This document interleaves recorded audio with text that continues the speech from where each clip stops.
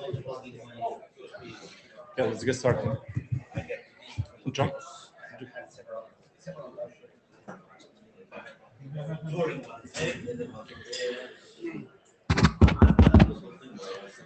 Welcome everyone. This is the Lake Working Group meeting. My name is Malisha Vucinic and this is my co-chair, Renzo Navas. Renzo is still recovering from last night. I'm from Argentina. Yeah, Yes. Congratulations, Spain. So this is an IETF meeting, so the Note 12 applies. The Note 12 governs several policies that you agreed to when participating in an IETF meeting. These policies refer to intellectual property rights, privacy, and conduct. Please read the Note 12 by scanning the QR code. So this session is being recorded and the presence is logged. Please make sure to sign into the session by scanning the QR code that is available in front of the door. We use Miteco for hybrid participation on-site and remote. Please keep video for remote participants. Please keep audio and video off if not actively talking. So here you can find some resources for this IETF. And I would just like to start by giving a brief status update of the working group. So since IETF 125, we have had 2 internet drafts adopted following the work of the design team that I would like to thank at this opportunity. So these 2 drafts are draft IETF Lake PQ suites, which defines how the Lake protocol operates in post-quantum setting and specifies quantum-resistant cipher suites, and draft IETF Lake AuthCam ad hoc, which specifies a CAM-CAM authentication method. 4 internet drafts are post-working group last call. All 4 will be discussed today. 2 drafts are nearing working group last call. These are the drafts on OATS, on authorization, third-party authorization, and on remote attestation. We'll be hearing updates on these today as well. And as in the previous meetings, we are continuing our efforts on formal verification on all the specifications that we produce in the working group. We will be hearing 2 presentations today, so I would like to take this opportunity to thank Vaishnavi and Clement, who kindly will present their formal verification efforts during the meeting today. So this is the agenda for today. We have maybe 5 minutes of flex time. It's quite packed agenda, but nevertheless, does anyone want to bash this agenda? I hear no objection to this agenda, so let's continue as proposed. The first item on the agenda is a renaming discussion. So to give you some context, the name of the protocol as specified in RFC 9528 is ephemeral Diffie-Hellman over COSY. So with the working group going quantum resistant ad hoc expansion, specifically Diffie-Hellman has become a misnomer. And we have observed that the people outside of the working group have increasingly been referring to the protocol as the Lake protocol or Lake/ad hoc, as you can see in some of the references that I was able to find. This is not the first time we're having this discussion. In August 2022, we had a mailing list discussion where we discussed this. And the chair at the time decided that there was no consensus to rename the protocol to Lake, so we continued using the name ad hoc. We are bringing this for discussion now that the group is going quantum resistant and ad hoc has apparently become a misnomer. So I would like to poll the working group for different opinions. I have listed here a couple of options that I believe are relevant on what we can do with respect to the name ad hoc. The first option is obviously to do nothing. Second option is to deprecate the ad hoc expansion, but to keep using the acronym ad hoc. Third option that I have come up with is to start using Lake to refer to the protocol specified in RFC 9528 with a clarifying sentence in the terminology section. And the fourth option that is full steam ahead is essentially to publish RFC 9528 bis, updating all names, including all the IANA registries, to Lake. With that said, I'm opening the floor for discussion, and I would like to hear the opinion of the working group on this particular topic. We have 8 minutes to go to discuss this issue. Are there any opinions in the room?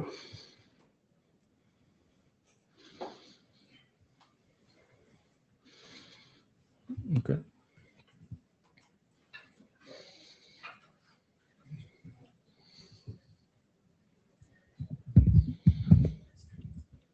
Yeah, Zelander. I think we should do something, and option 2 is good. I think we could just stick to a name. That's fine. Option 3 is fine too. Lake/ad hoc terminology section. Any of those I think is good.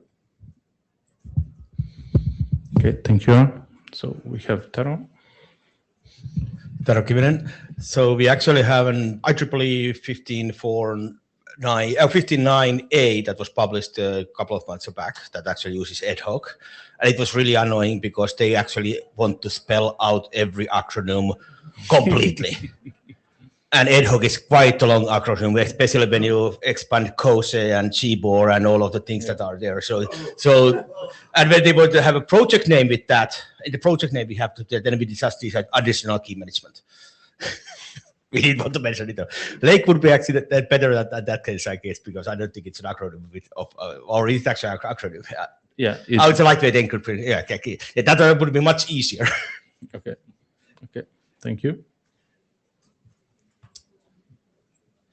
Yeah, John, I think we should do this. I think we should start using Lake.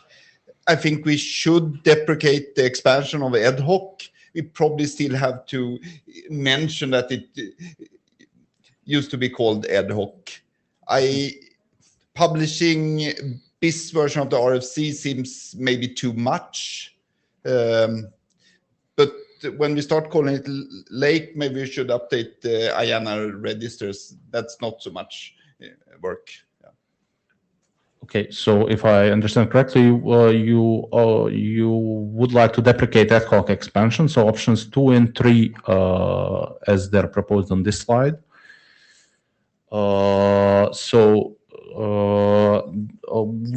I put here a possible resolution that we could have a clarifying sentence in ongoing documents in the group that we use Lake to refer to the protocol specified in RFC 9528, and that we interchangeably use Lake and ad hoc as the name of the protocol. So are there any other comments? I don't see any people in the queue. No. Okay. I would like to start a show of hands to see who would approve this resolution. So essentially, adopting both option 2 and option 3 as shown on this slide. So give me a minute to tell you.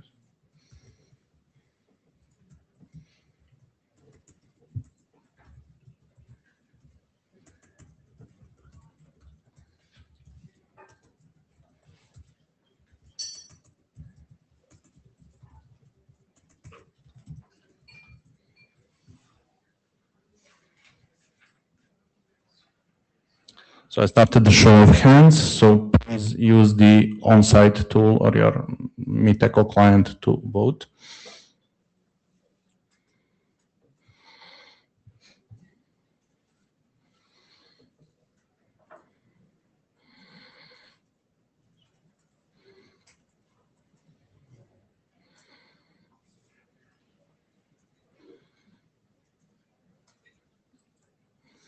So there are no votes against so far. There is a clear majority of 31 votes yes, and 3 no opinion.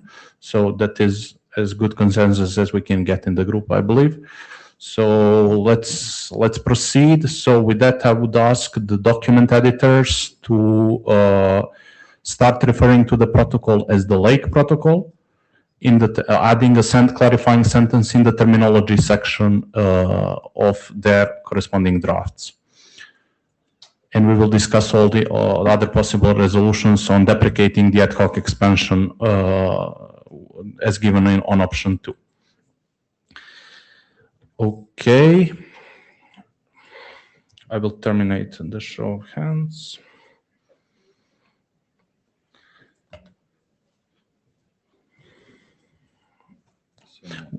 So with that, I guess we can start with the agenda. So the first item on the agenda is the Lake Auths draft, and the presenter is Giovanni Fedraszewski.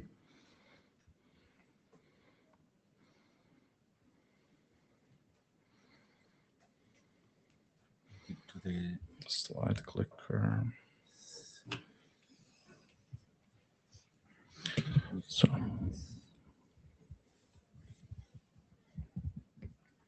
Hello. Thank you, and hello, everyone. My name is Giovanni, and I'm presenting lightweight authorization using ad hoc. So here's the status of the draft. We had the version 08 released with editorial fixes, and we have some updates on the hackathon this weekend. So we had one side meeting where we discussed a proposal by Christian, where with the new flow of sending the voucher request and response on message 3 and message 4, should we keep Ella in Lake or move it to ACE? Because the flows kind of remind of the flows in ACE. And after discussing with several co-authors and other people involved, we decided to keep it in Lake. And one of the limitations is that this solution would involve returning a credential, which would not work on message 4. Then we found a bug on the CDDL in voucher response during the discussion because it returns an array where both items are optional. And then when you have only one item, it's hard to know which item are you having because both are of the same type. So we're turning that into a map. That's a simple fix. Gabrielle asked the question about returning authorization information, something that is more detailed from W to V. Because we can give more, W can give more detailed information to U, but not to V. But now that we are turning voucher response into a map, that can be easily added because it can be just a new registration of a field for that map. So actually, everything kind of follows in a nice way. And then we had another discussion about whether we should keep using separate ephemeral keys in Ella and in ad hoc. And the point being that if we go back to using same ephemeral key as used in ad hoc, we save, for example, 32 bytes on the wire. But then turns out that the CAM use case where we have a CAM ciphertext being sent from U to V already needs a field there. So if we also send extra ephemeral key between U and V, we have a more homogeneous design. So that's a reason enough to keep the field like that. So it simplifies the implementation. So all in all, it means that all this discussion, we're kind of re-questioning some assumptions of the protocol. And finally, we arrive that we don't change anything, which is a good sign that the draft is stable. And so in my opinion, it's ready for working group last call. Yeah, thank you. Thank you, Giovanni. Do we have any opinions on the readiness of this draft for working group last call? So I see thumbs up. Yes. Okay, so the chairs will proceed with the working group last call of Lake Auths as proposed by Giovanni, and then we'll have an opportunity to review the draft and discuss its future. Thank you. Thank you, Giovanni. So the next item on the agenda is Marco implementation considerations draft. Marco, this draft is in post working group last call. So Marco will present the updates to the draft following the working group last call comments. Marco, you have 10 minutes, I believe, and I will pass the slide control to the slide clicker. No, oops, sorry.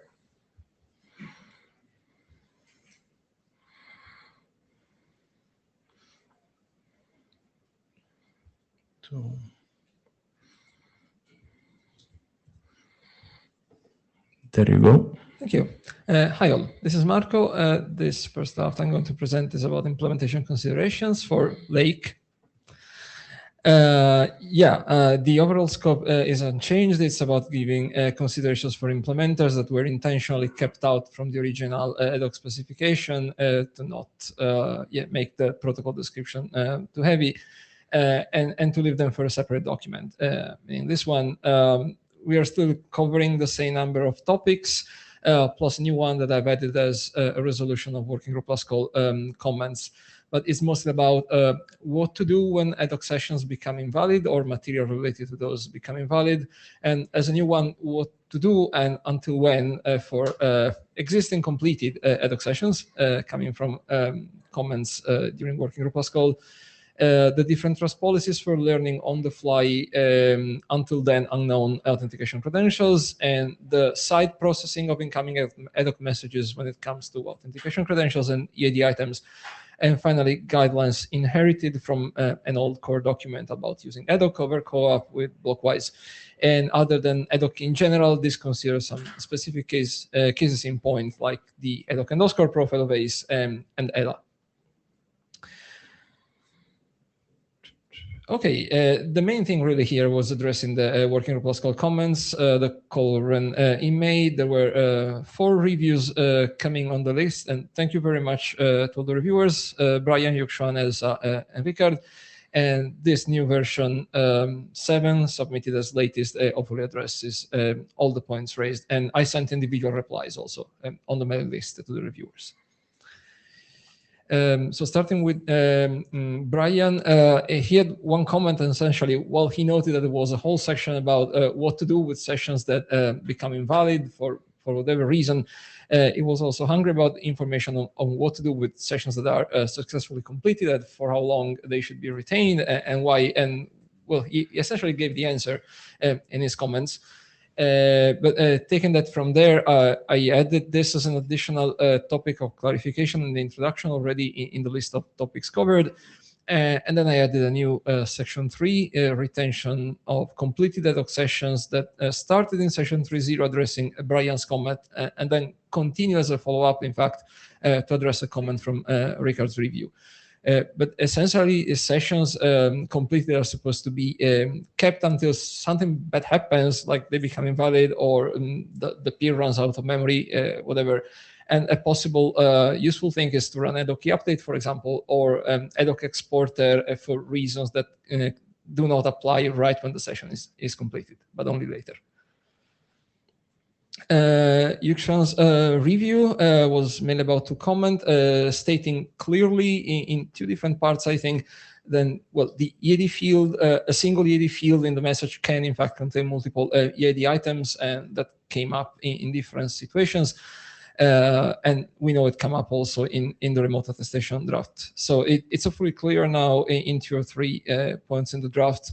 And the most difficult comment to address of all, believe me, having a single compact table summarizes the meaning and the advantages of the different trust policies and what they mean. It's now added in the section discussing that topic together with some short introductive text. Elsa's review was one comment about mentioning that, as intended, this document focuses and discusses thinking, assuming that we use the ad hoc methods originally defined in Anti 528, and it's up to future documents that may update this one to expand with considerations that apply when instead other methods are used, still based on asymmetric authentication credentials, or instead on pre-share keys, for example.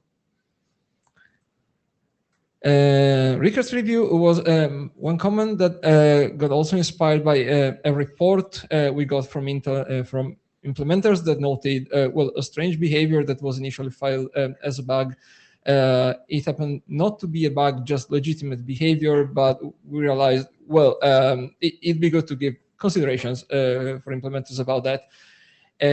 Essentially, even ad hoc session is complete, ad hoc gives a lot of latitude about what to do if the peer receives an ad hoc error message.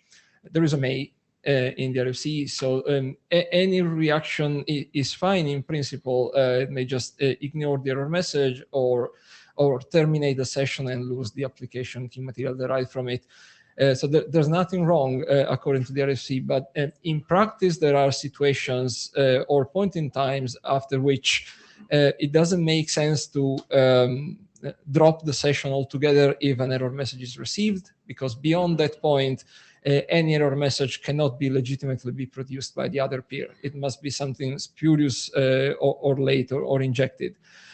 So I try to discuss this in general and to give a concrete example step by step in a particular and typical case where ad hoc is used over co-op for OSCORE in the forward message flow. And once the responder has successfully processed message 3, from then on, if it ever receives an error message that matches by identifier with the session, it can safely be ignored, essentially, as long as, according to the application profile, message 4 is not used.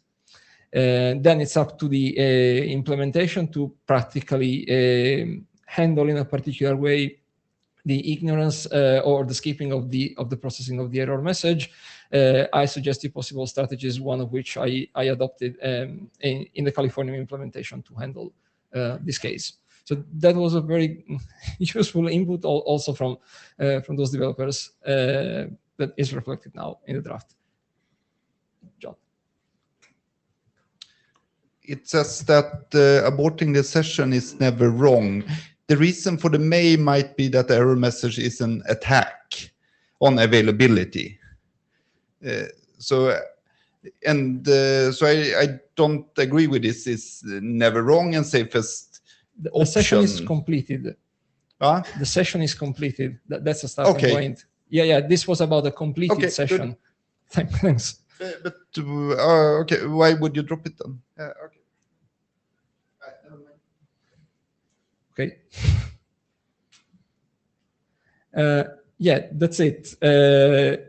We think we addressed all the comments received during working group plus call. All the content should be here. There's nothing left open modulo using Lake instead of ad hoc.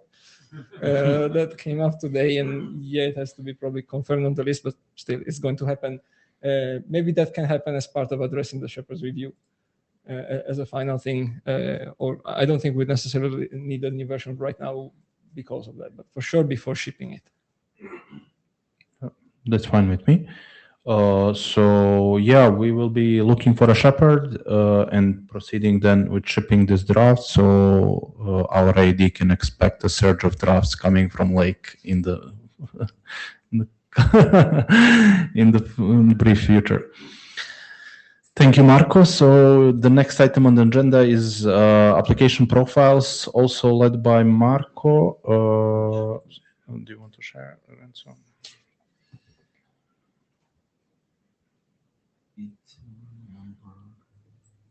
Three.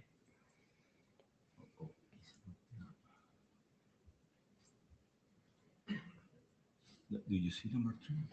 Wait.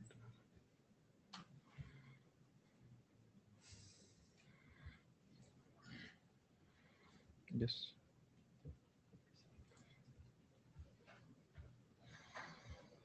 Okay. Okay, Marco, you have 15 minutes for this one. Let's start. Thank you. I'll try to be quicker. Yeah, this is about coordinating the use of application profiles for ad hoc. Yeah, to recap, the peers running ad hoc have to agree on a number of parameters and settings that in different ways can be expressed in terms of an application profile.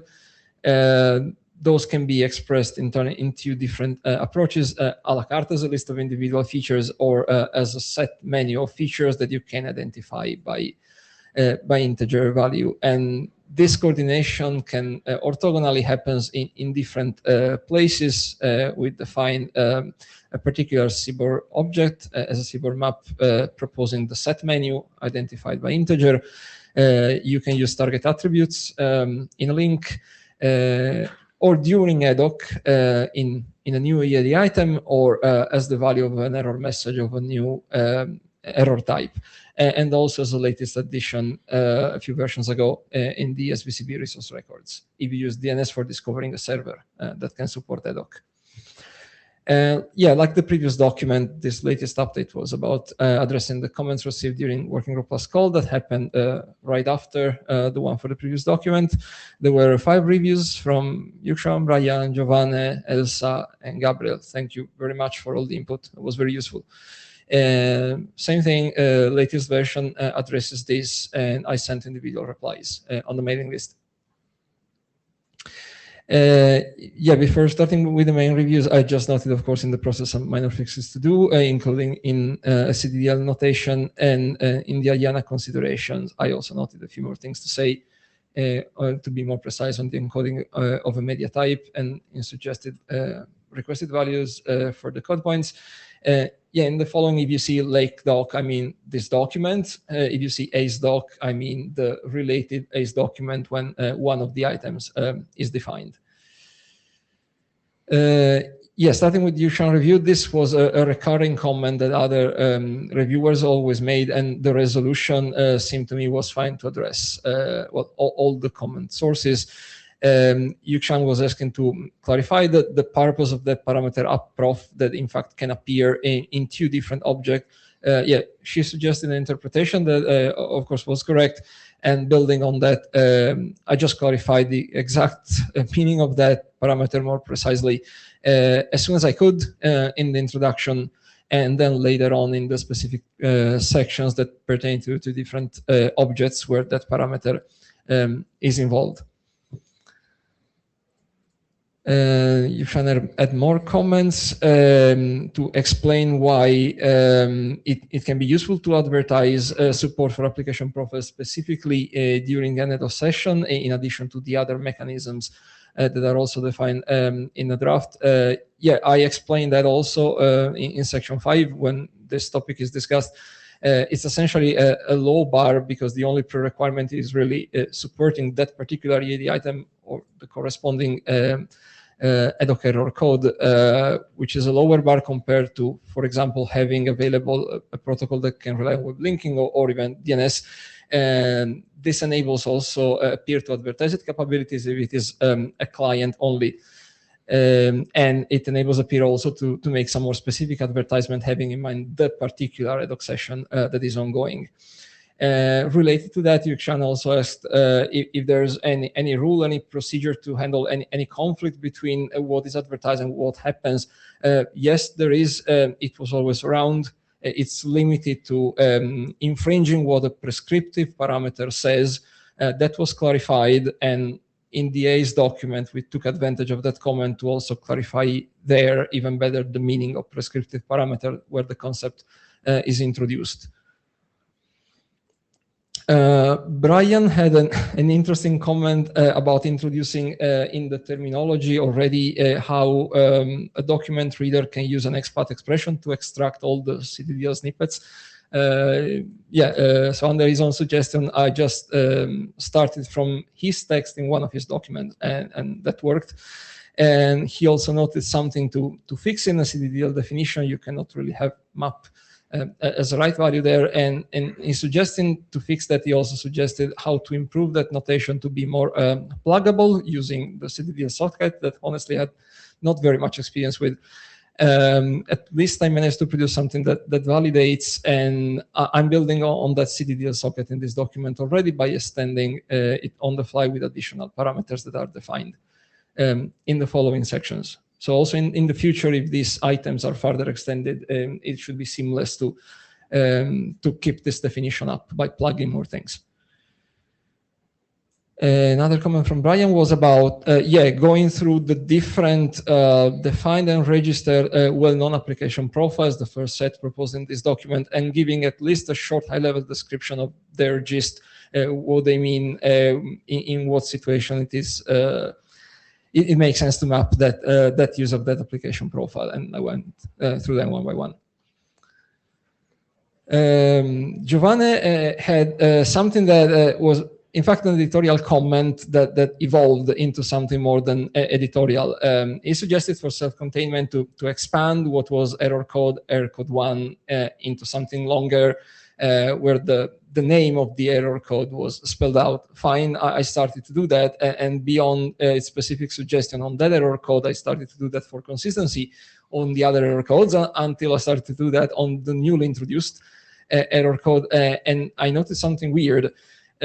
When sending an error message with a new error code, the idea was to advertise what the sender of the error message supports, which is fine. It's a bit weird that at the same time, that peer is not telling to the other peer what went wrong and what error occurred. It's kind of a pity. So it was pretty simple. Fortunately, I extended the semantics of the value of that error code to be exactly what it used to be. So an advertisement of the supported features prepended by a text string, exactly like you do with error code 1 as a description of the generic error that occurred. So at least the occurred error is also communicated to the other peer. And because of that, essentially that new error code has now a new name, is not supported ad hoc application profiles anymore, but unspecified error and supported ad hoc application profiles. So if you want, it's an improved version of the old error code 1. And Giovanni also had another comment spanning between the operational considerations and the security considerations. We are already saying that in case a piece of information is advertised through unprotected communication, that's at best a hint. But Giovanni also noticed that somewhere else we were starting to discuss about persisting the learned information to not have to relearn it later on in the future. And as he noticed, well, that's fine if you manage to confirm the hint as something reliable, which is now discussed with a concrete example that Giovanni himself provided. So that was a very good point. As review, same comment as that coming from Yuxuan, clarifying the meaning of the parameter approf in different places, and the changes made for Yuxuan applied here just as well. She also asked if one of the parameters for agreeing about the size of output of ad hoc exporter was sort of implying that a PSK resumption was also supported. And the answer was no, and we were not advertising that explicit ability. Now we are, so it was as simple as defining a new parameter, Boolean, non-prescriptive, PSK resumption. It's really analogous to another parameter of the same kind to indicate support for the ad hoc plus score combined request. So it is defined in a section, there is an example, and there is the corresponding IANA registration. So now you can tell explicitly if you support PSK resumption as a substanding capability, which I wrongly assumed was to be taken for granted if showing support for method 4, but no. It's something more. Finally, Gabriel also comments aligned to those from Yuxuan and us about the parameter, but also seen from another angle, clarifying in the first place the difference between the two objects involved as soon as possible. So I did that in the introduction already in the first paragraph where it made sense to make that comparison. And then again in section 2 about the object defined in this document, stressing the difference between that and the other one. And finally, Gabriel also triggered the need for a clarification. I think it was a bit confused in seeing parameters related to web linking and why not defining those for the object instead. Well, it's two different words. The object is one thing with its parameters. Maybe it wasn't clear in the old text that the parameters he was referring to were really for linking to be used in links. So I expanded on that when they appear in introduction, clarifying also with references that that's about web linking. And of course, those web linking parameters have corresponding parameters for the CBAR object.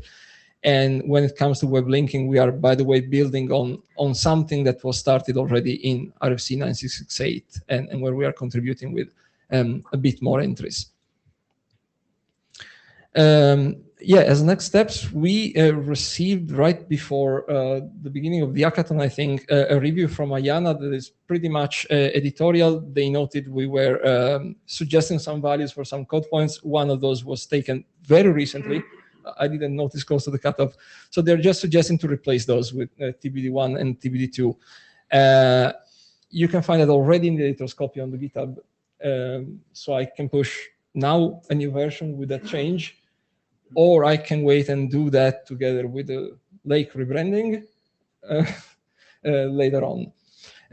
But we have 3 normative references that are draft, and one is really done, I believe. It has at least enough position to pass with the ASG evaluation. But one is in the ACE working group. It's still ongoing work, though we hope to complete it relatively soon and to have a working group last call there. And the third one that was added in this revision following Elsa's comment is ad hoc PSK. So I don't know how exactly to proceed here in having a new version, adding more detail and when the Sherpa review can happen, but I can imagine that then in practice this stops before going to the ASG until those 3 normative references are also sent. So I propose we follow the process and proceed the document independently, and then you essentially, once it's in the RFC queue, it will wait for the other documents to be published before, right? So we just progress the document independently. So and the ad hoc PSK draft is in working group last call as well, which is in our hands, kind of. So it seems like a similar timeline. So it will just create a cluster when publishing.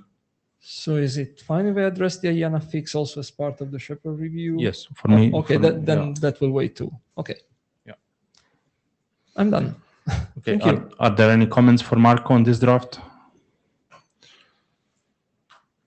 So in the absence of comments, we will proceed with, we'll look for a shepherd and progress the draft outside of the working group. Thank you. Thank you, Marco. The next, yes. The next is Christian. You're going to present Greece, head of Greece. Yeah. It's Lake Greece now. Yes, sorry. Can you pass me a slide control? Oh, okay, I'll take that too. Okay. Hello everyone. My name is Christian Amses. I'm back with the topic of greasing Lake now. I won't go into details on the background, just that there are extension points. We have to use them to make sure that nothing that in implementations or in middle boxes breaks it and creates a situation where we can't use them anymore. Thanks to the reviewers, this has, I think, been past working group last call. Marco and Mailing already essentially confirmed that I addressed their review points. One that I'd like to point out of Mailing is that what happens when someone sees the list of Greece EAD items and creates a hard-coded list of, we'll let these through and the others will stop. Yeah, we can't stop that. But what we can do, and that is a general plan already outlined in the document, that over time more EAD items can be added that have the very same semantics, so that will help keep the Greece flowing. As for Giuliotti's comments, I've grouped them in 2. So there, I've addressed some, but there are a few where I think kind of briefly talking about them is prudent. Grouped into some that are relevant to implementations and some that are editorial. The first and probably the most important is that in Greece for TLS, it says like nothing should automatically retry. And I think that's good guidance when it's about greasing something that will be apparent, where failure will be apparent in a web browser. I don't think that's good guidance for an IoT system that might not have a user interface at all, and that might rely on the secure connections to get information about the failure out in the first place. So that is a deviation from prior Greece documents, and I think that's fine. Reporting that, how that reporting should happen was also a big question. I have now added a brief reference that says that one way to do that would be using core-conf. But I think it's important to point out that this reporting is to the operator. Whether or not the operator publishes that on a particular network, there is trouble when you grease your traffic, is out of scope for this document. Yes, this is something that kind of people should coordinate on, but privacy concerns say that we can't do that automatically. And on the quality of randomness that goes into deciding whether and how to grease, there is a point now that says we already have a cryptographically secure source of randomness. So like, just to be sure, why not use that? On the editorial side, there was a bit of concern about how this interacts with other documents, but I think that's generally sorted out by just sticking with IANA procedures. The last on the topic of editing the document is whether we should have test vectors. My opinion is we are not doing anything that is new in Lake, so why add any text there? Anything that was in the test vectors for ad hoc is good here, and I think that should suffice. From my point of view, that's about it. There are 2 points that might come back after I've received feedback from other people writing about grease more generally. In particular, I mean, now that we are already renaming, we can probably also take what they're doing in the IAB document, that is not to treat grease as an acronym, because that creates a lot of expansion topics, and just tell that, yeah, it's about the thing that you put on a machine that it keeps working, and that is not an acronym, and that makes things way easier. And the other as a thing where we're deviating so far from what the general recommendations are is that this document says, if you see grease on the wire, maybe put some in your messages as well. And that is recommended against in the IAB document. So maybe that could be relaxed into when you see something that you don't process, that's a good indication that we are not on the limit of what you can do, and maybe put some more grease on it. Yeah, that's about it from my point of view. Thanks. I'm happy to process any comments now, or just put those here so that when those are acted on, we've talked about them before. Thank you. Thank you, Christian. So the next one, it's Yushan with remote attestation. Sorry. Yushan, you have 5 minutes.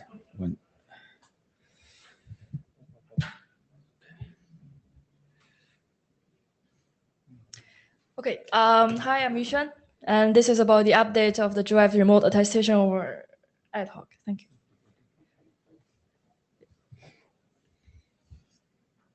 Okay. Yeah. Okay, so the draft has been updated twice, and for the version 5, we have presented once in the interim meeting in May. But just in case for the people who didn't attend, I will today present the changes since the last IETF. So one of the changes is that now in section 6, we have all the possible examples of the attestation over ad hoc, and also we have reduced the dimensions from 3 to 2, as you can see in the subsections in section 6. That is because the third dimension is never used, and we think it's quite redundant to say. And for now, we have the 2 dimensions. The first one is the target, which means the attester could be either the ad hoc initiator or the ad hoc responder. And the second dimension is the model that we used, could be either the background check model or the passport model. So now we have all the 4 possibilities in the draft, and after completing these 4 examples, our draft now allows both the intra-handshake and post-handshake attestation. And as you can see on the left, this is the one for intra-handshake attestation, because we have the evidence sent in message 3. And then on the right, we have the post-handshake attestation, because we have the evidence sent in message 4, which is after the ad hoc handshake. And also, based on the verification results that we have presented before, we have added an attestation binder, which is to cryptographically bind the evidence with the authentication sanction. So now, as you can see in the figures, we also have the attestation binder indicated in the figures. Do you want to take questions now, or yes? I only have 5 minutes, maybe after, but I'll finish very fast. Yeah. So as I just mentioned, for the attestation binder, because you just saw that the evidence is sent in message 3 in intra-handshake attestation and message 4 in post-handshake attestation. So actually, the attestation binder defined for these two are different. So it's for the post-handshake attestation, the attestation binder is just derived by the ad hoc exporter because we already have all the key materials. And for the intra-handshake attestation, the binder is defined by the key derivation function with the hash of the previous messages and also the ID credit I. So because they are defined different, so we now also give them different names. And then it's about the editorials and clarifications based on some reviews. Thanks for the reviewers. And also during this section, we got some feedback from Gabriel. And thanks for his review. And we will address this in the next version. And also we will share the working group once we address them. And also, I have reviewed the draft with Yoran together, though it's not finished yet. We are continuing, and but there's going to be one change in the structure. We're gonna remove the subsections of 5.1 and 5.2 because there are actually only one sentence in these subsections, so we thought it's quite redundant, and there are explained in the other places in the draft. So now the section 5 will be only the definitions of the new EAD items that we defined in for attestation over ad hoc. And then the two subsections are for the different models that gonna use. Yeah, and I think that's all. Thank you. Thank you, Yushan. So we have Osama in the queue.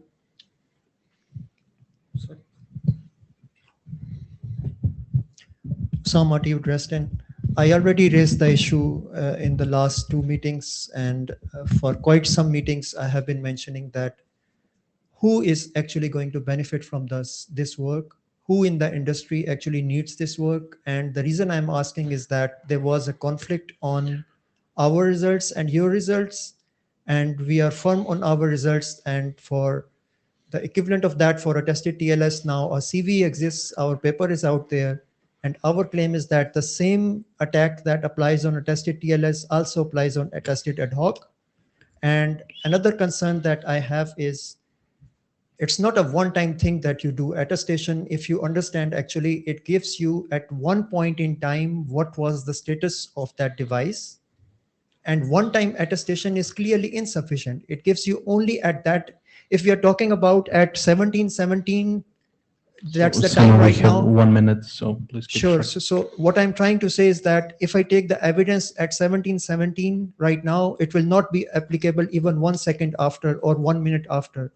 You have to do it repeatedly, and I see no value. In fact, in other than the attacks itself, I see absolutely no value in doing intra-handshake because ultimately you have to do it repeatedly, which is the post-handshake. And actually then what is really the value of intra-handshake despite these attacks?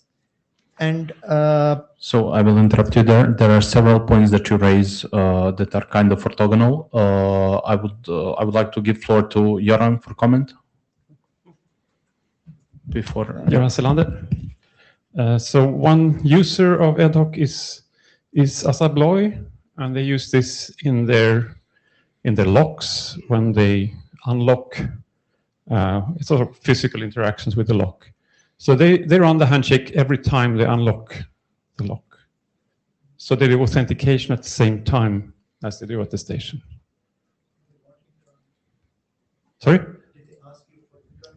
So, I mean, we are proposing 2 models. We are waiting for input on I mean, this is a topic for discussion. So are we doing intra-handshake or post-handshake? That's a discussion topic. We have both. But you asked for an application. The application, one application is physical interaction with a physical object where you're doing authentication each time. So if I may add, the reason I was asking was that if you give us one concrete implementation, we give you a concrete and show the working group a concrete attack on a real implementation, not just by formal methods. Just forget about attested TLS, attested ad hoc and our paper and so on. So we will give you if you give us one implementation, we will give you a concrete attack for the working group to see by Okay. itself as an evidence. Okay, thank you, Sama. So I would just like to remind the working group that we had an interim meeting 2 months ago, I believe, where we designated an independent evaluator to examine the formal verification work concerning this draft and the work that Osama, you have been leading. The follow-up of that work was that the model or the artifacts were not published. Are they available now, even not publicly, but only for the sake of the independent evaluator? So I'm saying that put that into rubbish, forget about that. Give us one concrete implementation, and independent of the formal analysis, we will give you one concrete attack on that specific implementation. So if I understood Yukshan, in the hackathon, there is one concrete implementation. Give us the concrete link and send it on the list. We will give you one concrete attack trace on that, independent of formal analysis. Nobody needs to know anything about what that was. That's perfect. Forget Let's take about that that. offline. Yeah. Let's take that offline. I believe we can provide that, and I believe Yushan and the team have an implementation available that they can provide. So Yeah, sure. yeah, thank you for your comments. Thank you. Thank you. So next one is Elsa Lopez, EDOC PSK. We have to rename many things. Elsa, you have 10 minutes. Hello, everyone. My name is Elsa, and I'll be presenting the updates on the ad hoc with pre-shared key authentication, which has already been issued the working group last call. So this presentation is about the changes that were included through the revision for the working group last call, as well as some changes and of some comments that came up during the hackathon this weekend. Yeah, so I'll go through them. So there was one issue regarding whether the PSK was should be associated with a hash function or with a cipher set. And there are different advantages and disadvantages of either or. Mainly associating it with a hash function allows to use different cipher sets as long as they use the same hash function, which this comes in handy because you don't need to reprovision the PSK if you want to change the cipher set.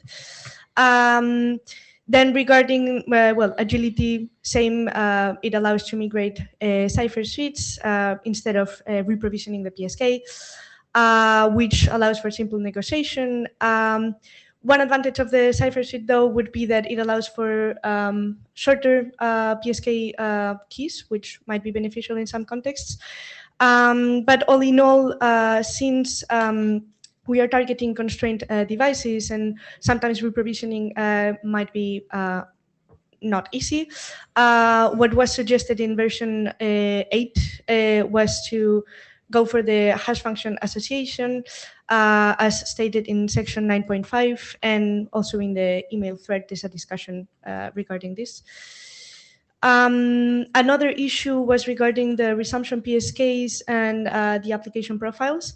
So Eric mentioned in the email thread whether we had considered allowing parties to negotiate the use of resumption, for example, through EAD labels, instead of making it mandatory. He also mentioned some that we were using some terms regarding stronger or weaker security guarantees, which is not very precise since there's no such definition. And there was also a comment regarding the non-zero probability of generating the same RKit value for different PSKs. So these issues were addressed in the new version. So, for instance, we refer to the draft IETF, well, the application profiles draft, instead of creating like new EAD items. So we state that the support for resumption might be indicated using means defined in the application profiles draft. We also removed these stronger, weaker statements since indeed they did not make a lot of sense. And then there were some changes regarding this PSK resumption to make it coherent with the hash function association. So we state, this is in section 9.5 and 6 of the draft, we state that each PSK is binded to a specific key derivation function through an associated hash algorithm. And regarding the RKID length value, it is stated in the draft that the default is 2 bytes. Nevertheless, this can be changed through the application profile. And the reason why it was chosen to be 2 bytes is a balance between the bytes transferred in the wire and the probability of collision. And we reached the conclusion that 2 bytes was okay for this purpose. Then there was also some, we addressed some comments regarding what were the benefits of using the by reference for the ID cred PSK. So this can be found in section 3 of the draft. So indeed, PSKs need to be tied to an identity and some other security context, and this using this by reference allows to keep the ID cred PSK as minimal as possible. And it allows ad hoc PSK to minimize the overhead for PSK identification while still maintaining flexibility for identity and contextual information. As for OSCORE, Eric also mentioned that the spec in draft version 7 was not mentioning whether OSCORE could be used to send a message for or not. This was stated in section 8.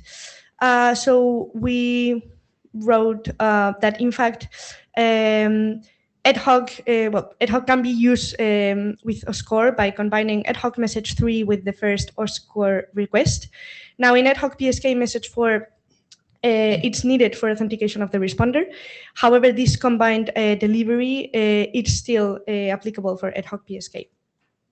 However, note that in this case, the responder is not authenticated until the initiator has verified the matching OSCORE response.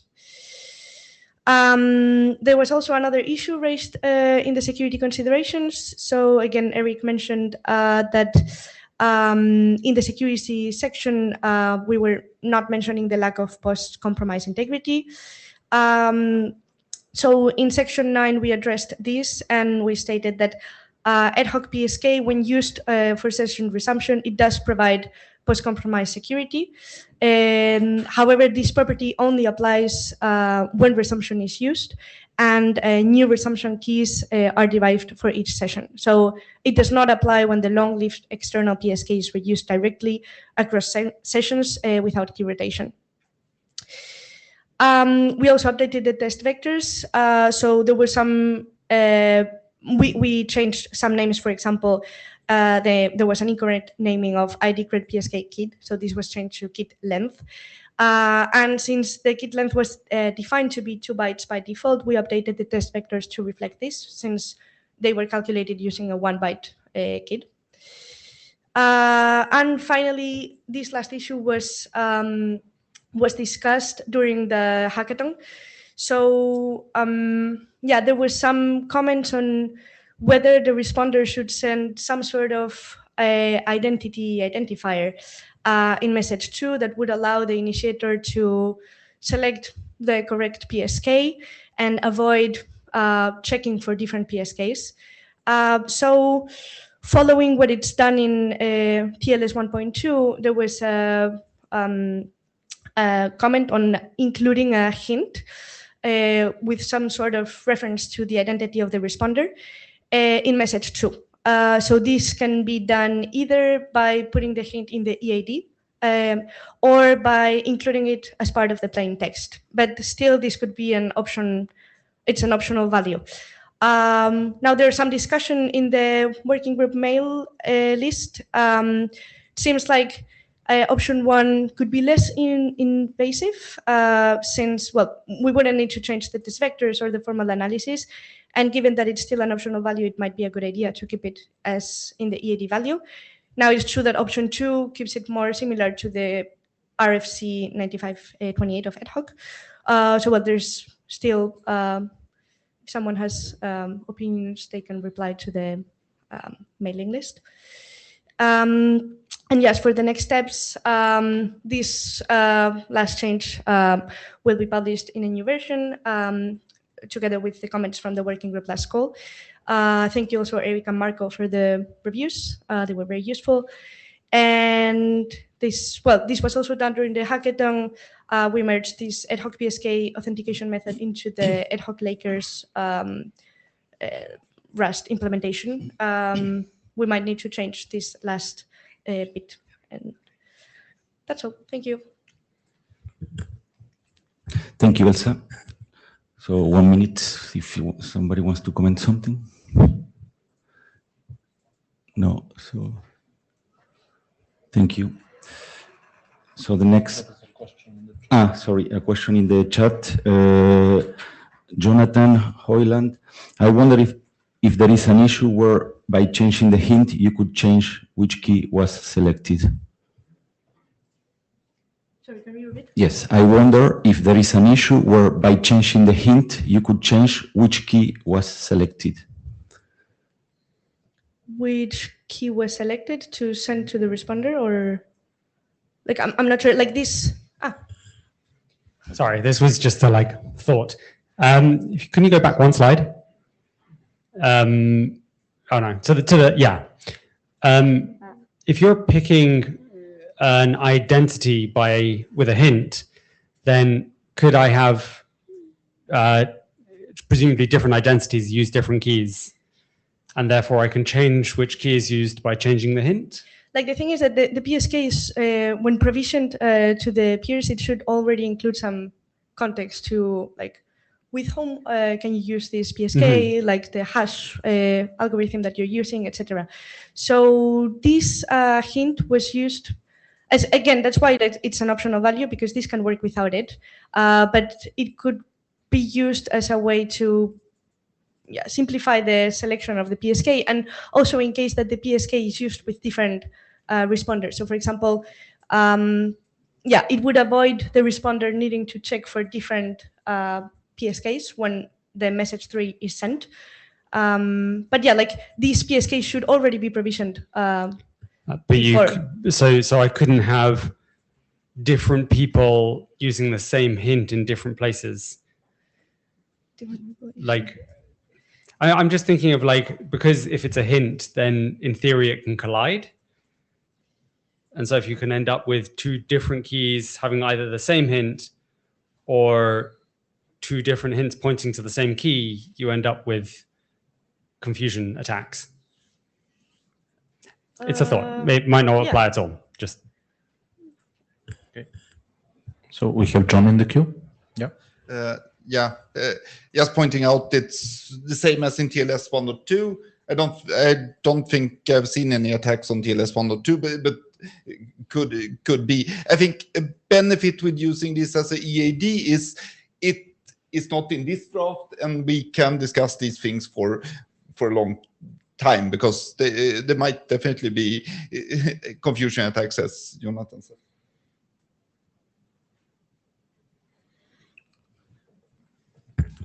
Okay, thank you for the comments. Thank you. Thank you, Elsa. So next one is Clément, ad hoc PSK with ephemeral chem, a formal verification using SAPIC Plus. Clément, you will have 10 minutes, and with the clicker you can change slides. Hello everyone, my name is Clément, and I am talking today about cipher suites, post-quantum resistant cipher suites, and formal verification.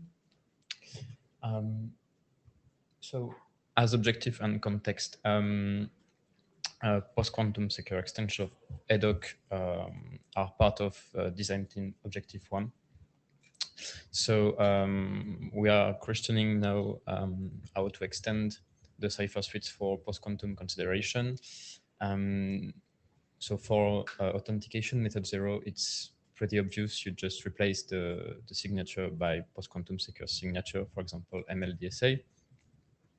And also, we could no more rely on elliptic curve Diffie-Hellman, so we are supposed to use an ephemeral KEM. So a partial security analysis of that have been made by Charlie Jacob and et al.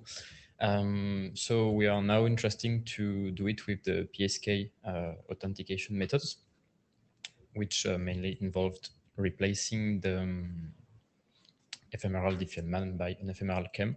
So this has been proposed in the now adopted draft post-quantum sets.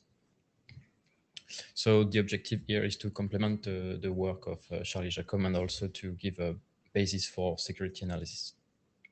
So also to mention, this work is a direct extension of formal analysis of ad hoc PSK in a classical way. So just to remind that we only replaced the ephemeral Diffie-Hellman element with some KEM element, the first one being the public key of the initiator, and the second one, the ciphertext generated by the responder. Okay, so as it is an extension of formal analysis of ad hoc PSK, we are based on the same attacker model in the symbolic model. So cryptographic primitives are considered mainly perfect, so they cannot be corrupt by the attacker. And the adversary has a fully control over the network, so we can inject, replace, intercept, message, and so on. And we also allow him some additional capabilities for compromission important element, such as the PSK or the KEM element. So to mitigate the point of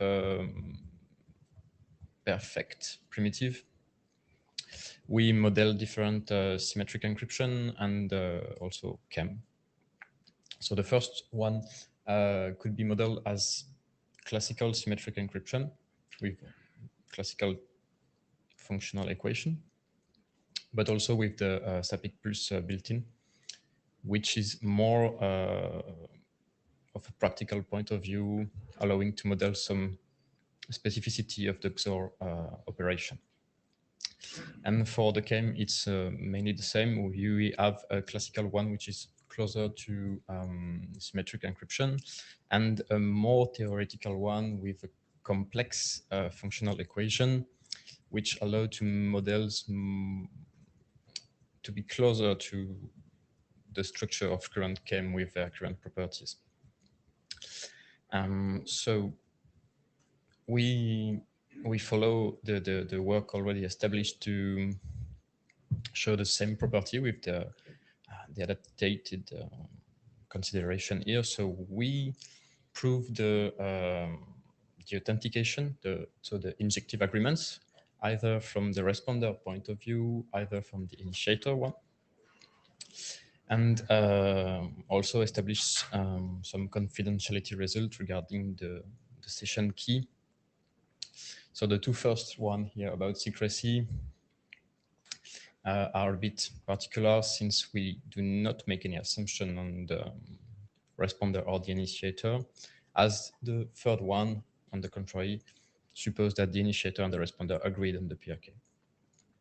A point to mention also is that in the formal analysis of ad hoc PSK, we were having some kind of problem regarding store now decrypt later attacks, since we were using some ephemeral Diffie-Hellman, which is no more the case here, since we use a post-quantum secure KEM. Finally, we also established a non-key share attacks, which is, I won't say a bit trivial, but here clear, because the identity are bound to the credential PSK. And also regarding identity protection, we model it in a bit different ways over a pair of endpoints instead of just a particular initiator distinguishing between two responders. That's a bit closer from the security model proposed in the first EDOC-based article. So. And so just to summarize quickly, we have so the different model of encryption and CAMs allow 4 different theory, which are all verified. And just here to sum up that all the property holds except with the minimal compromised element, which is detailed for each property.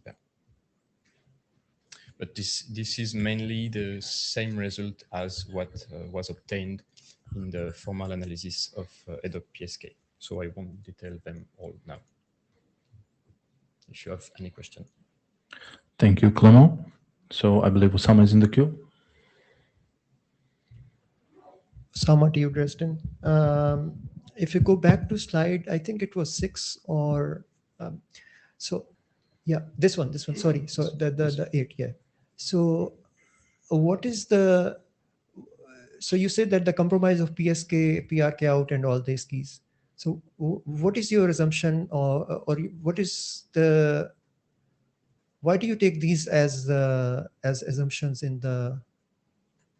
I mean, if PSK is leaked, then you have the problem, right? So and similarly, if the CAM secret key is leaked, then you have the problem. So typically, it's not the case that they are taken. So I'm trying to understand the motivation behind taking these capabilities for Dolevia or extending the protocol analysis with these assumptions. Can you explain that?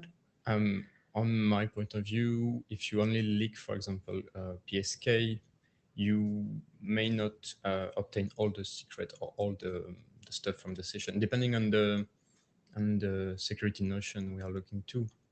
Yeah. Sometimes we need more than just the PSK. You need, as I sum up in the table at the end, you need the leak of the 2 secret elements to obtain.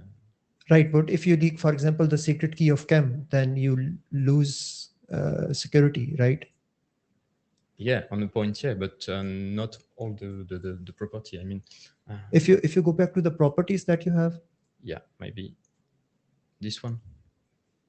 No, the next one. Then when you had the results. The table. Yeah, okay. The table. Yeah, this one. So, I mean, what additional information to the analysis for the PSK-based ad hoc is it giving in addition to the analysis which was already done? So, what new? I'm trying to understand what new insight I can get from this work. So, can you explain me the new insight I would obtain by replacing Diffie-Hellman by this CAM? Can you explain that? The main point is to obtain post-quantum security. Sure, but what is the new insight for me? Like, let's forget about formal analysis. Let's say I'm a dumb engineer, so I don't know what all of this formal analysis is. So what do I get from what I had from PSK by just having post-quantum? I believe he has answered your question. These are the properties in the post-quantum model. I would like to open the queue for other questions. Okay. Vaishnavi is in the queue. Yeah, hi, Vaishnavi, IIT Delhi. You had a slide about the equations for CAM that you consider. Yeah, I forget to put it in the presentation. No, you have it in the presentation. You have something about classical versus theoretical. Yeah, those. Yeah. So could you say something more about what the actual equations look like? What's the difference between the two? Yeah, so for the classical one, we are also closer for symmetric encryption. Mm-hmm. I mean, the more theoretical one, we try to involve some kind of randomness independently from the shared secret. So the randomness will play the role, for example, of a secret key for the responder. Even if it's not, it will, I mean, it's a part of the secret that is involved theoretically to the computation of the ciphertext. Okay, thanks. Okay, on behalf of the working group, I would like to thank you, Clement, for doing this work and for extending the previous analysis that Dekra and the team have done and presented in one of the previous meetings. So this is greatly appreciated by the group. Thank you. It's me. Okay, so yeah. So the next slot on the agenda is the summary of the design team work, and Renzo will present that. Renzo, you have 15 minutes. I will just take the slides. Okay. Hello, I'm presenting on behalf of the design team, but this is a common work. So we decided months ago to form a post-quantum ad hoc design team to work on going post-quantum for Lake. Everybody was invited. It was open call. Today it will gonna be a quick presentation because I want to have at least 5 minutes to discuss with you. So this will be very packed. Some slides I will just pass fast, but you can go to the interim meeting to see a more lengthy discussion about this. So today I will try to make the main points because we have a bigger audience than in the interim. So first, to the left you see the members of the design team. We do 5 weekly 1-hour meetings. Then we have the interim meeting in which we present the output of the design team. The goal of a design team is to, well, first we have to have a clear goal and to give this input, our output of the design team is an input for the working group. And then the working group moves on, can be discarded, but I think we achieve a good work. Then we do 2 more bi-weekly in between. Anyway, and I want to again publicly thank Lydia, which thanks to her work, empirical work, and input, she fed the discussion what we have internally in the design team. So we had 4 objectives. In theory, we needed to focus on sequentially. The first one is the definition of a set of deployment scenarios where post-quantum ad hoc is realistically deployable. Once we have this, we wanted to make a recommendation of standardizing PQC cipher suites for ad hoc method 0, signature, and for PSK. Then a recommendation of standardizing new CAN-based authentication method satisfying the deployment scenario defined in 1. A recommendation means a draft or a written. And we also say we would like to give some input to Crypto Forum Research Group, giving the Lake requirements. Potentially giving them the input from the scenarios we define in 1. What do we mean by lightweight, etc. So what do we do?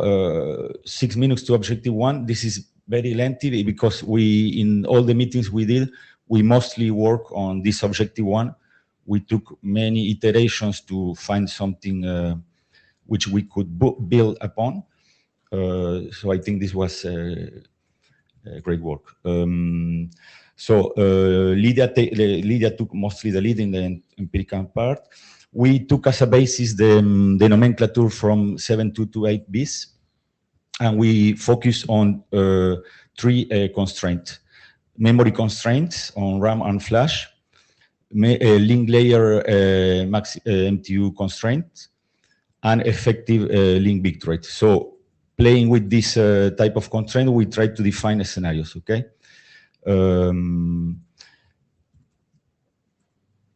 So this maybe I will go quick. So Lydia took an empirical approach because Lydia, you have a real implementation.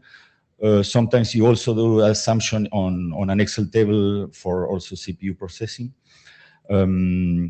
So which method were evaluated? Signature, PSK authenticated, KEM, and Nike, which is some assumptions. Both parties use the same method. So and credential for mutual authentication and provided reference. We try to use all the common established NIST algorithms. We also have some more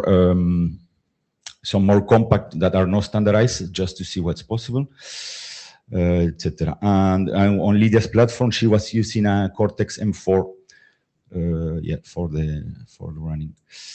Let's move on.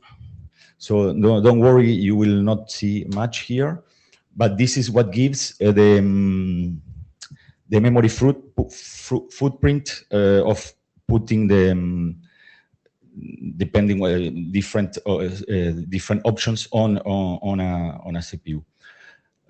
What can we give? We assume that if you have no more than, I think it was 20% free, it means this can be used, because if you have more than 50% of the RAM used only for this, we assume it's not usable. So basically we have to put that threshold, and we put 25. So in green you see the solutions that take the least. Yes, they take the least. So you have to observe what's the minimum class in which this solution fits, and you see C1. C0 was not considered. So basically we can provide solutions up until C1, but not everything fits onto C1. You see, some solutions need at least C2. Then we analyze MTU constraints. What will provide this? Fragmentation. So we estimated the minimum class of MTU for which there is no fragmentation. So in green in the column, you have the minimum class before having fragmentation. Of course, once you go down, you still can run the protocol. You will have fragmentation. I will have to go faster. So you will have more messages. You see to the right the number of messages it takes to complete a protocol. As you see, when you're S1, you have a lot of fragments. So you have a lot of messages to pass, 67 the maximum. And this was very interesting. It's total, handshake time. So this will be at the addition of the CPU and the time it takes over the air to complete the protocol. A lot of assumptions, like there is almost no packet loss. So you see the CPU will depend on the algorithm chosen and the power of the CPU. And the time on air basically will depend on the bandwidth, not the fragments, because in the assumption we did, it's basically the bandwidth. So what can we say? We have different sets of chosen bandwidth, CPU plus bandwidth. Sorry, the CPU is always the same here. And at some point, yes, for some solutions, maybe one of or either CPU or time on air will be predominant. For each column in green, you see the fastest scheme that's achievable on that column in green. I will go faster. Okay, one main observation: PSK and KEM based authentication provide the lowest memory overhead. So when CPU is a constraint, that's what you have to do. PSK is the lowest, and then KEM base second. Signature base reduce network overhead, but of course increases CPU. Okay, Nike is yes. Nike is also even smaller on network or higher on CPU. And we are near extremely constrained link. We will need to have this gain on network at the cost of CPU. So at the end, this table resumes the, we have all this to say, okay, which kind of scenarios are qualitatively different? We came first with this. We say we have some things are out of scope, but here we can achieve, we have solutions, and we have these 4 scenarios, each defined by a color, in which we say, okay, we can work with this.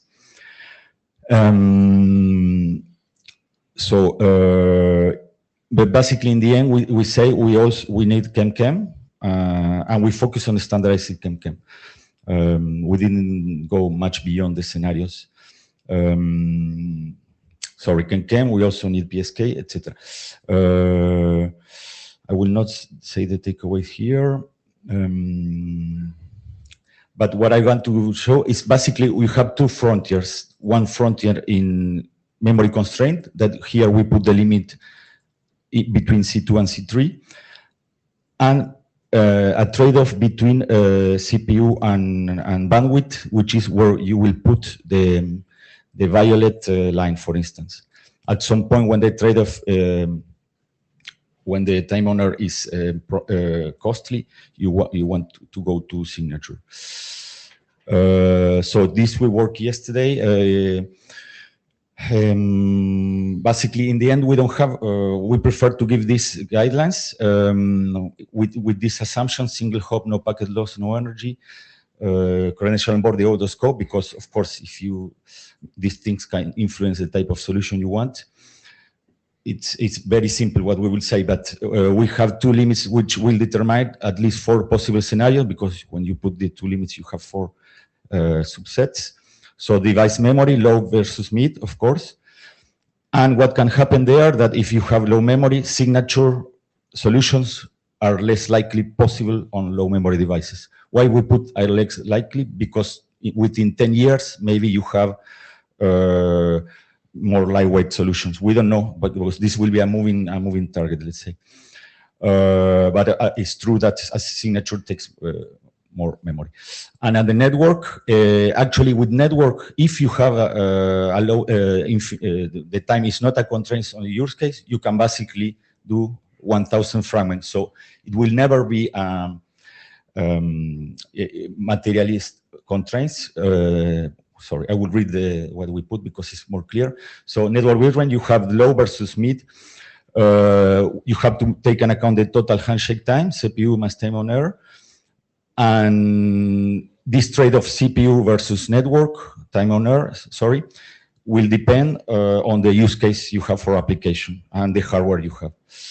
Today, pure quantum is not possible on C0, RAM much less than 10 KB, or S0 that is 12 byte max.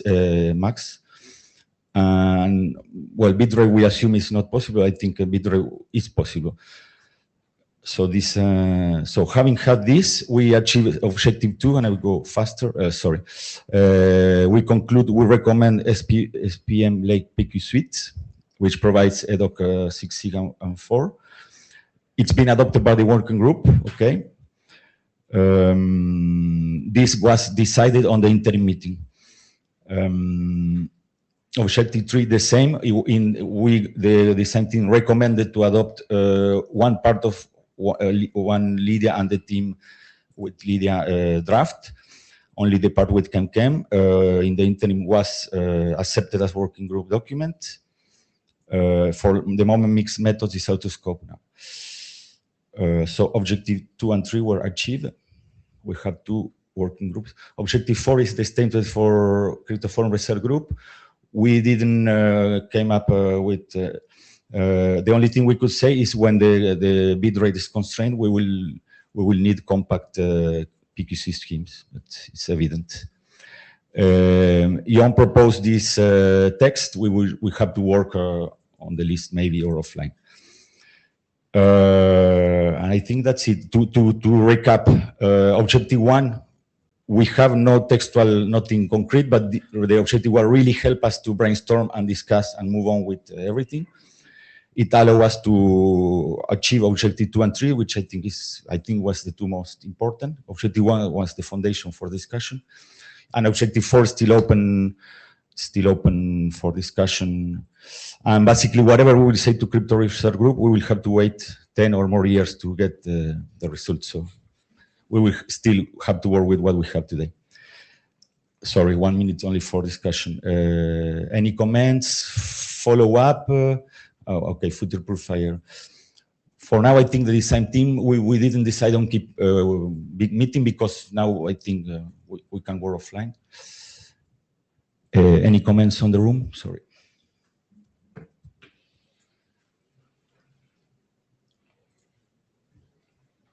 No, okay. So we have to adopt the documents. Maybe. Okay. Well, I want to thank again to all the members of the design team and Lydia especially. Yeah. Big thanks to the design team and Lorenzo, who has been leading it. So with that, our next slot is the AuthChem ad hoc draft, and Lydia is the presenter. So I will stop sharing.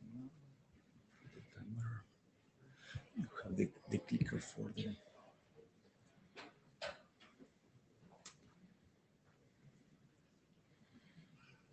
Well, hi, I am Lydia from the Industrial System Institute, and I will present now this recently adopted CAM-based authentication method for ad hoc.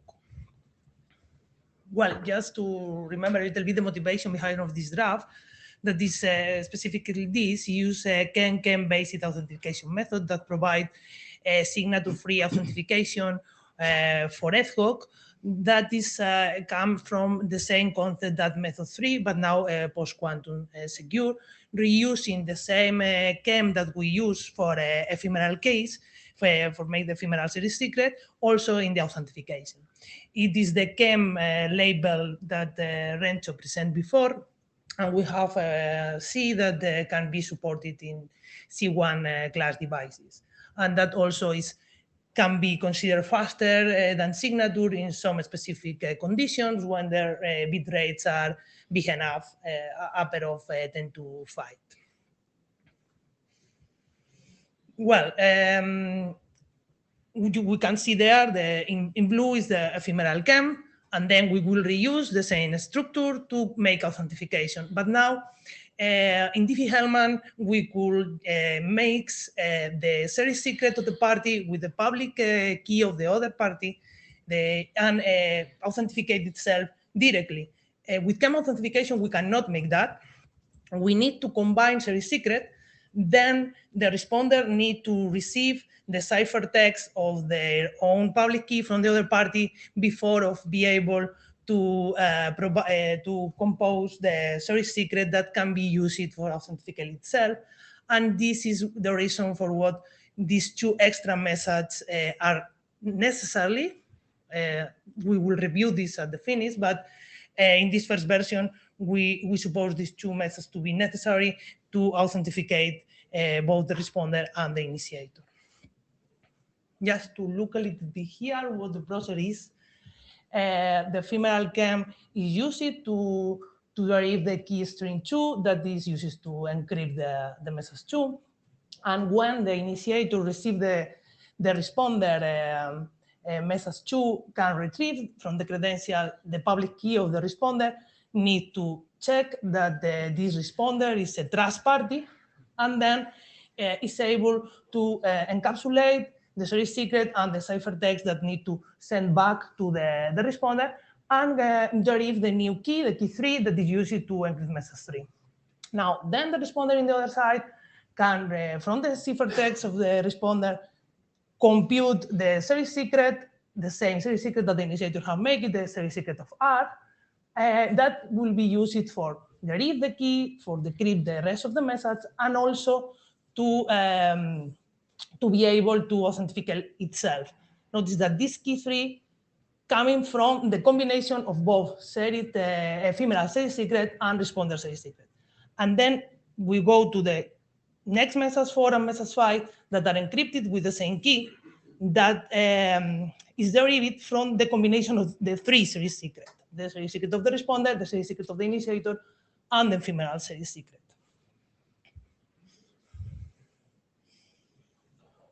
Well, we can see here again the key schedule, and it's marked in green the little difference that this key schedule need to have it in comparison with the original ad hoc. Well, the more important is that we change the series secret for the CAM series secret. We have these 2 additional methods, that are message 4 and 5. That max has been moved from message 2 to 3 to message 4 and 5, and that the map contexts are updated to include the latest available transcription hub and the message-specific application data. Also, the transcription hubs need to be adapted to the new message format, and a new transcription hub, that transcription hub 5, is computed to make the MAC 3. Notice again here that message 4 and 5 are encrypted with the same key, the same key K4 that is coming from the pseudo-random key that includes the 3 series secret, as well as the application key. Well, to maintain network message format, key schedule, and security mechanism was a decision to aim to preserve the equivalent security properties that original ad hoc. Then transcription half chain based on accumulated previous transcription half is using. Max are computed over message data, and transcription half this allow us to make the verification of the handshake integrity and authenticity, and also provide this credential binding. And the most important here is that following this noise framework, each new source secret is immediately mixed into the session state. Then the message tree is encrypted with a key derived from both the series secret of the responder and the ephemeral. And then, because also we have the possibility to check the trust of this responder credential, only the responder owning this secret key can decrypt message tree. And this is the basis to try to provide initiator identity protections against active attacks. Now, a little bit about the comment that we have received until now. Regarding the IANA-related comment that Brian, John, and Marcos sent it, we agree that the COAS algorithm registration should be managed with this COAS draft, and we are happy to help to support in his reactivation. But just maybe we should keep this section until to highlight these dependencies until these go on. Regarding the ethos cipher suite registration, we agreed that this may be a work more specifically for the Lake PQ suite draft, and just we will delete this. And we will should keep the ad hoc method registration section to for adding the new method for method 5 for this. Well, we was also some comments from Eric that for sure we need to clarify the figure 2, we agree. But was also one comment regarding the possibility to extend to a mode in which only unidirectional authentication will happen. This he put it because it potentially reduce the the number of messages. But I think that in this aspect, we need to see if the working group is interested and identify concrete use case for this, because this will weaken the security properties. Then I think that we need to see if we want to go to this direction first. Maybe we need more feedback from more people from the working group on that. Was also some little changes that I propose once I have implemented the draft, but are just little things that we will check it and we will come in the next version. And the more important that has come in later of some conversation with Rafa and then with Christian and Marcos is that let me go back, regarding of this, of message 4 and 5. The conversation starts why we are using the same key and if this is correct or not, but the conversation go on and we start to rethinking if this message is necessary or not.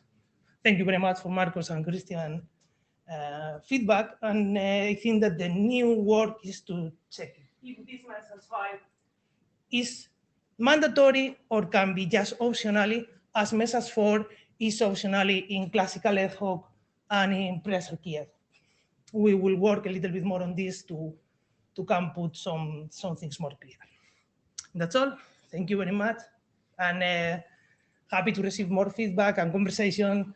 So reveal some this that we have it today and this. Thank you, Lydia. So this is a newly adopted draft. So please review it and provide comments to the mailing list. Yeah. Thank you. The next item on the agenda is preliminary formal verification of this draft, and the presenter is Vaishnavi. So.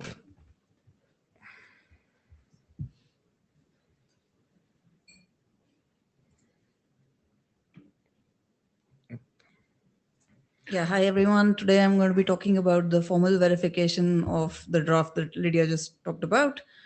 So some background here. This is a draft by Lydia, Christos, Apostolos, and Evangelos. Essentially, the idea was that Diffie-Hellman schemes can be vulnerable to post-quantum cryptanalysis. So we wanted to extend ad hoc by incorporating some quantum secure cryptography. This is done via chem schemes for key exchange and authentication.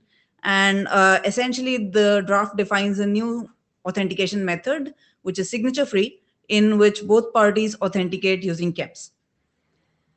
Essentially, this is the layout of the message sequences. The things that are highlighted are the ones that are most affected by moving to chem instead of signatures. Essentially, in the first message that the initiator sends to the responder, you have the public ephemeral key, which is set up for the chem. And the second message from the responder contains a ciphertext, which is generated using this key, and so on and so forth. And most of the other elements are basically in consistency with original ad hoc. The claimed security properties, as far as the draft goes, are as follows. It says that the established shared session key, which is the PRK out, and all the intermediate key material is kept confidential. It allows identity protection for the initiator against active attacks.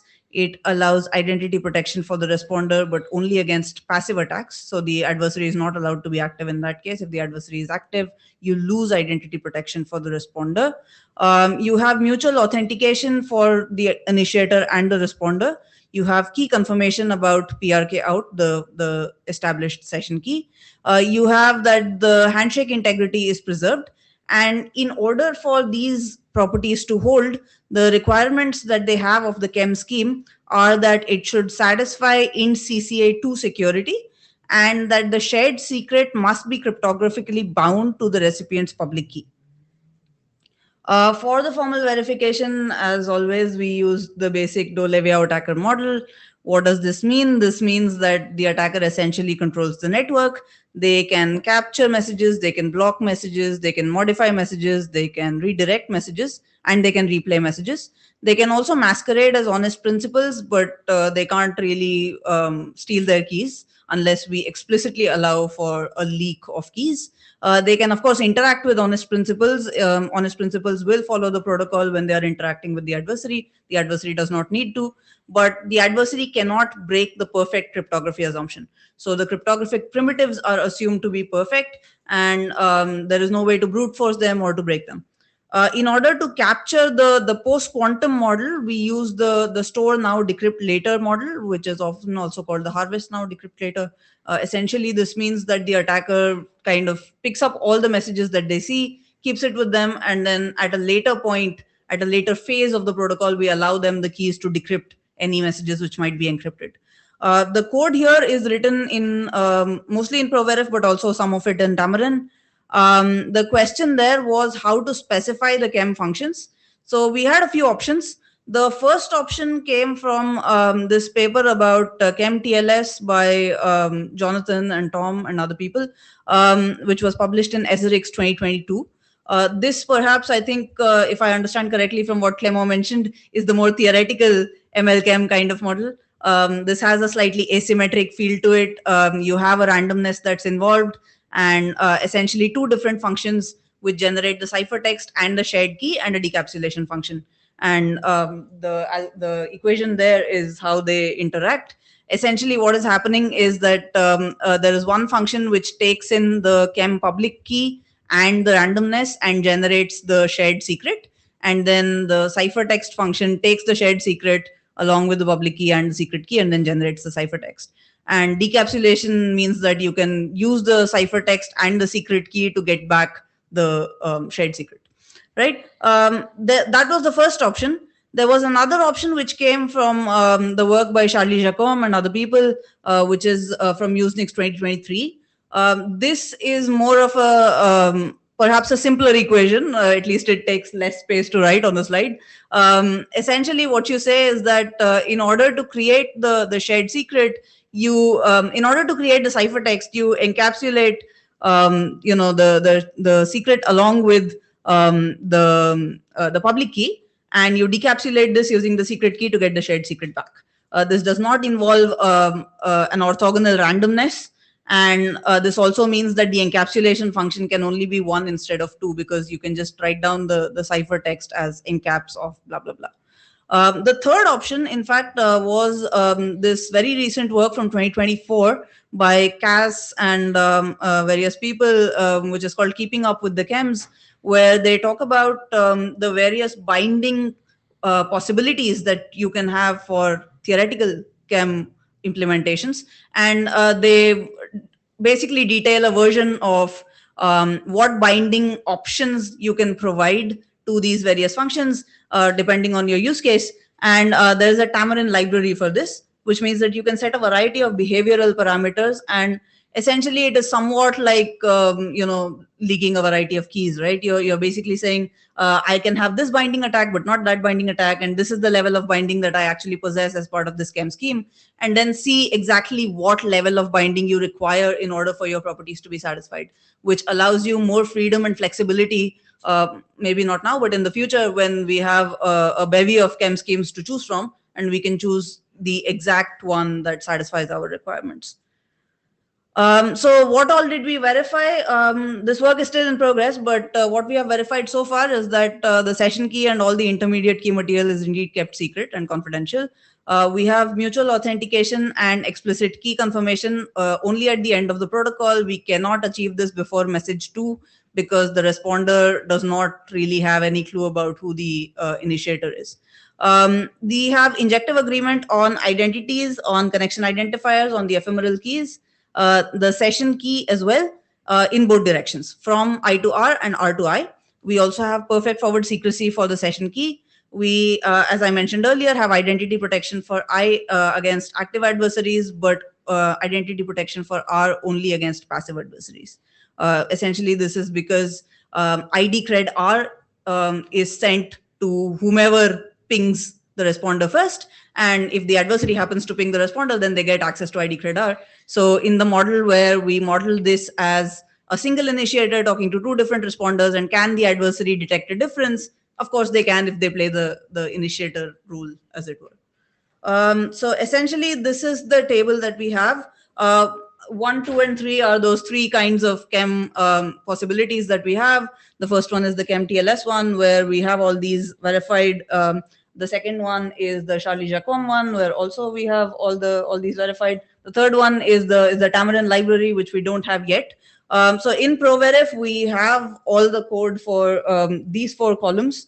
But right now we are trying to work on porting the code to Tamarin so that we can incorporate the Tamarin chem library from 3, and then see exactly how much binding we can get away with, essentially. Also, this means that there are also a couple of other properties that we might want to analyze. We also want to uniformize the code, and all of that is currently in progress.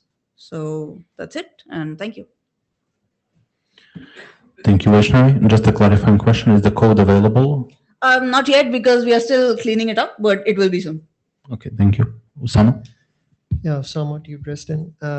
Could you clarify the same question to him? Basically, like in the table, if you go back one slide, basically what you're showing is basically the same results in both columns, and right. the both columns as the same as the other approaches. Mm-hmm. So I'm trying to kind of get an idea, like our charter basically says to use from TLS. I did some analysis for TLS, so I'm now reverse charter condition to TLS.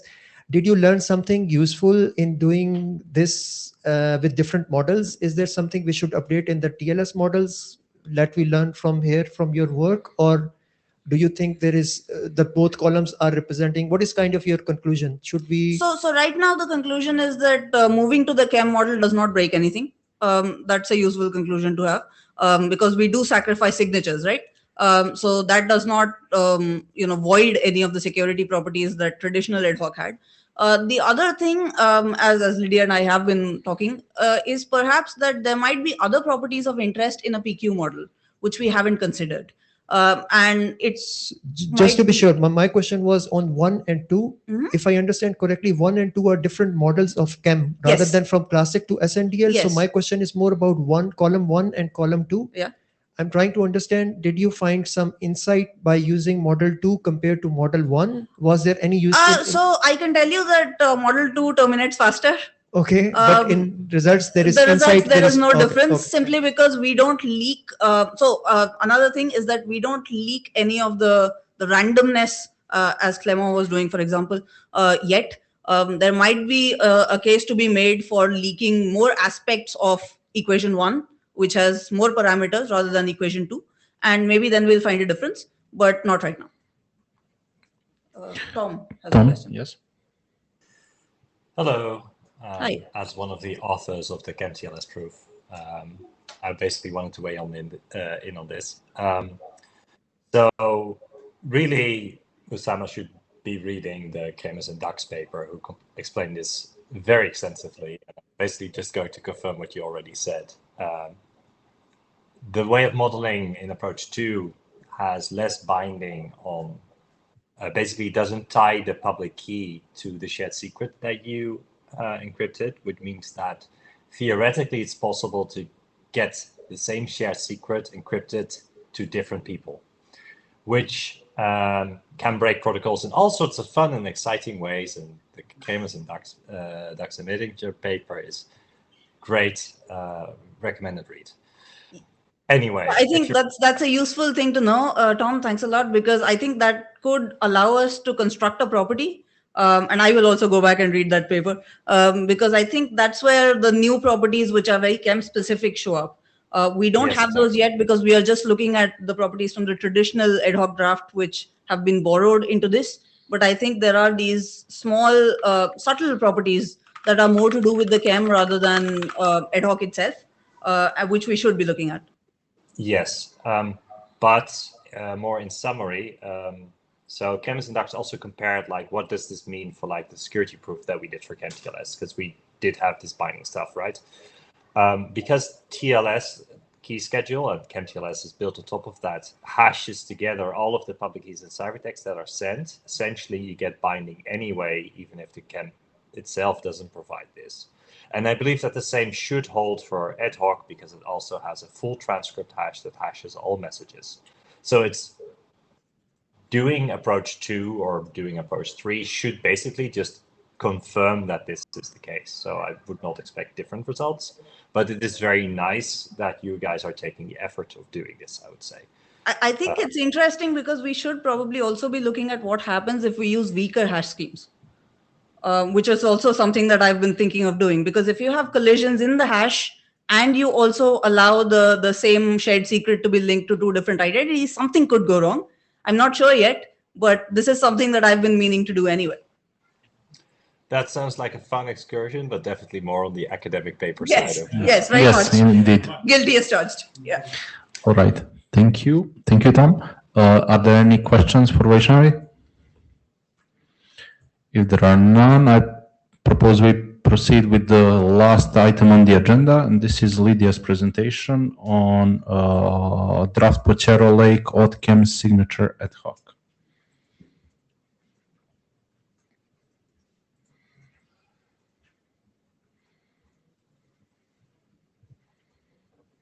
Well, hi again.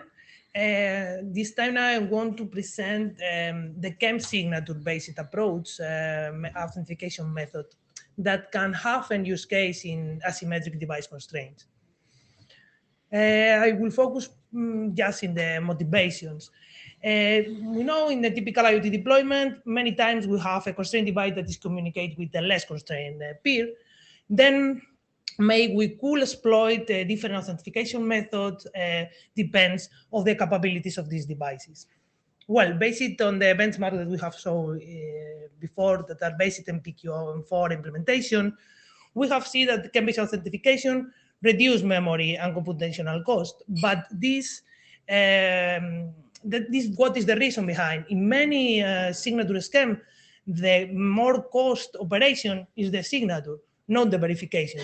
At least this for sure happen in MLDSA and FDNSA in Falcon. and also you can see similar trends in SKSync. On the other hand, in OBLP, again, need very much memory, but why need very much memory is regarding the necessity of the big public and secret key. That again, if you need only to make verification, you can reduce just by having the public key and not the secret key, and Patron needed 281 kilobyte to just need 43 kilobyte in some of the OBLP methods.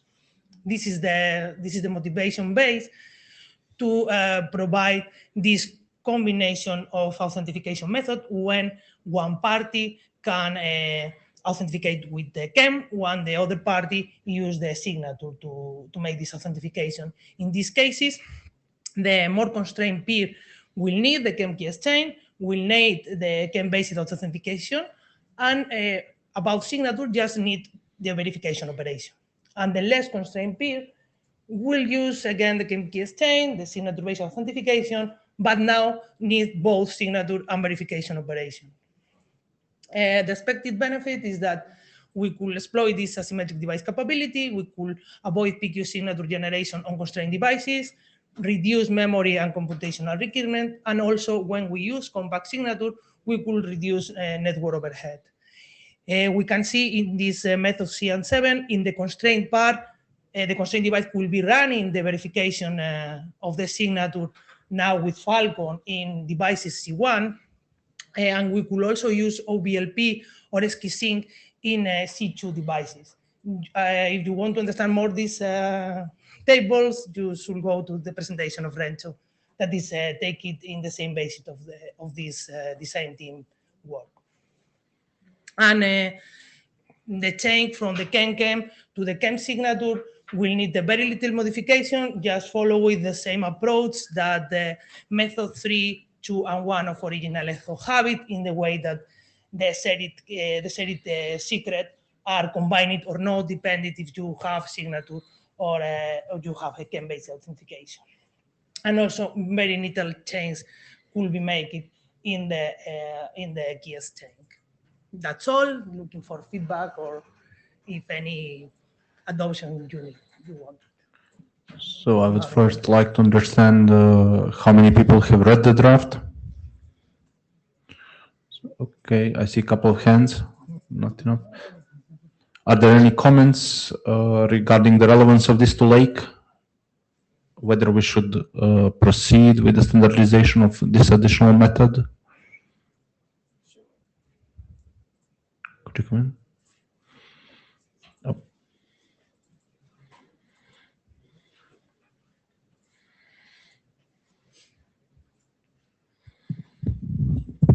Yeah, Zelander.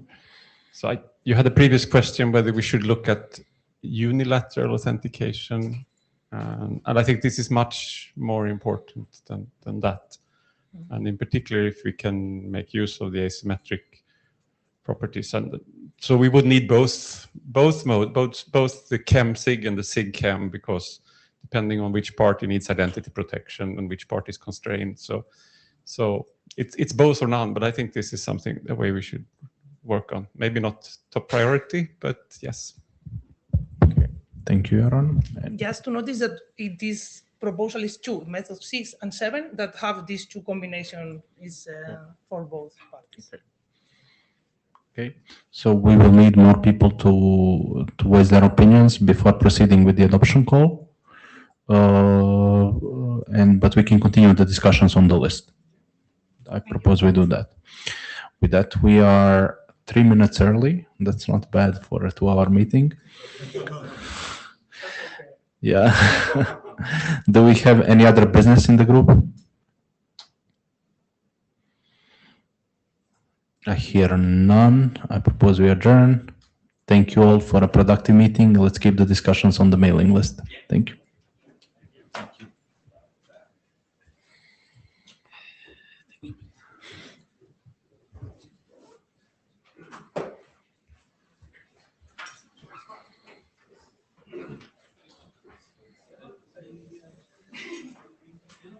Thanks, we have the 5 minutes after because we... Yeah, it was exactly on time.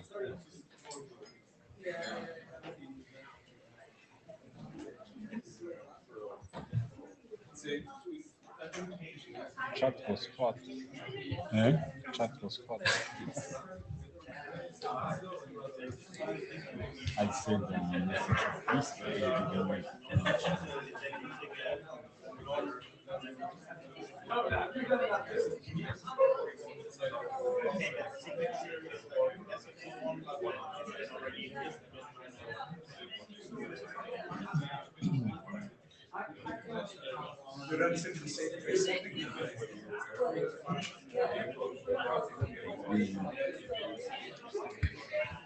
it's being limit not being constructive.